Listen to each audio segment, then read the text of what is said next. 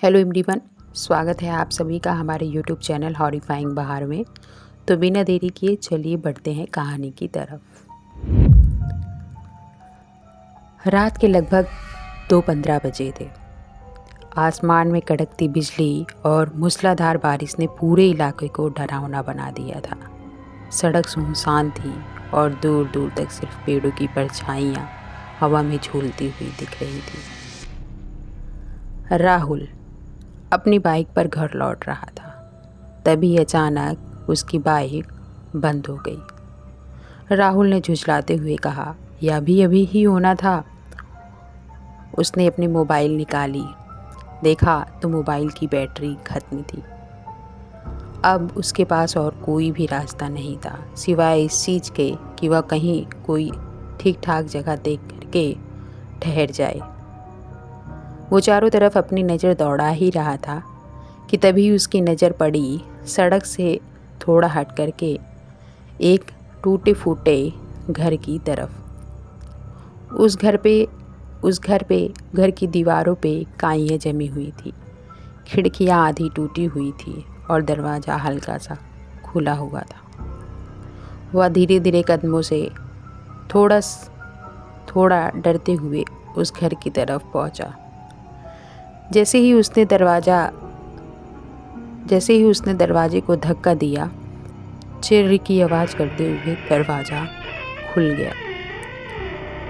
उसने हल्का थोड़ा सा अंदर झांक करके देखा तो वहाँ एक अजीब सा सन्नाटा था। ऐसा लग रहा था जैसे वह घर सांस ले रहा हो। राहुल ने डरते हुए आवाज़ लगाई, कोई है? कोई है? कोई जवाब नहीं आया। वह धीरे धीरे अपने कदमों को अंदर रखता है। हर कदम पर फर्श कर कर की आवाज़ कर रहा था। दीवारों पर अजीब सी पुरानी तस्वीरें टंगी थी जिनमें लोगों के चेहरे धुंधले कर दिए गए थे। एक तस्वीर पर उसकी नज़र अटक गई। उसमें एक औरत थी लेकिन उसका चेहरा खुरचा हुआ था। अचानक पीछे से एक दरवाजे के बंद होने की आवाज़ आई, धड़ाम। राहुल उस आवाज़ को सुन करके घबरा गया। उसने दौड़कर दरवाजे को खोलने की कोशिश की पर वह नहीं खुला। तभी उसे ऊपर से किसी के चलने की आवाज़ आई, ठक ठक ठक, जैसे कोई धीरे धीरे छत पर चल रहा हो। राहुल का दिल बैठता जा रहा था। उसने हिम्मत जुटा करके पूछा, कौन है ऊपर? कोई जवाब नहीं, लेकिन कदमों की आवाज़ और तेज हो गई और अब वह ऊपर के कमरों से होते हुए सीढ़ियों की तरफ बढ़ रही थी। राहुल डर के मारे पीछे हट गया। सीढ़ियों के ऊपर अंधेरा था, गहरा काला अंधेरा। और फिर उस अंधेरे में दो चमकती हुई आंखें दिखी। राहुल की सांसें रुक गई। धीरे धीरे एक औरत सीढ़ियों से नीचे उतरने लगी। उसके बाल बिखरे हुए थे, चेहरा सफ़ेद था और आंखें पूरी काली। उसकी चाल अजीब थी, जैसे हर कदम पे उसकी हड्डियां टूट रही हों।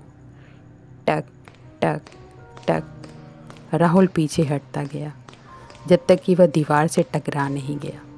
औरत उसके सामने आकर के रुक गई और मुस्कुराई, एक ऐसी मुस्कान जो इंसानी नहीं लग रही थी।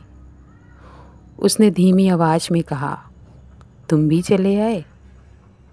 राहुल ने कांपते हुए उससे पूछा, तुम कौन हो?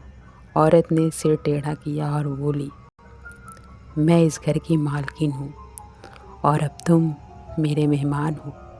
अचानक कमरे की सारी खिड़कियाँ अपने आप बंद हो गई। हवा रुक गई, सन्नाटा सा छा गया। और फिर राहुल को महसूस हुआ कि किसी ने उसके पैर पकड़ लिए हैं। उसने नीचे देखा, फर्श से काले काले हाथ निकल रहे थे और उसके पैरों को कसकर पकड़ रहे थे। वह चिल्लाया लेकिन आवाज़ जैसे गले में अटक गई। औरत धीरे धीरे उसके पास आई और उसके चेहरे के बिल्कुल करीब आकर बोली, यहाँ जो भी आता है वो कभी वापस नहीं जाता। अगले ही पल सब कुछ अंधेरा हो गया। अगली सुबह गांव के कुछ लोग उस घर के पास से गुजरे। उन्होंने देखा राहुल की बाइक वहीं पर खड़ी थी। दरवाज़ा खुला था लेकिन अंदर कोई नहीं था। बस दीवार पर एक नई तस्वीर लगी थी। उसमें राहुल खड़ा था और उसके बगल में वही औरत। दोनों मुस्कुरा रहे थे और उनकी आंखें पूरी काली थी। कहते हैं अगर कोई उस घर के पास रात में जाए तो उसे ऊपर से कदमों की आवाज़ सुनाई देती है और कोई धीरे से फुसफुसाता है, तुम भी आ जाओ। तो that's it for today guys. ये कहानी यहीं पे ख़त्म होती है। अगर आपको मेरी कहानियाँ पसंद आ रही हों या फिर आए तो कमेंट सेक्शन में ज़रूर बताएं और हमारे चैनल को लाइक, शेयर और सब्सक्राइब करें। तब तक के लिए धन्यवाद।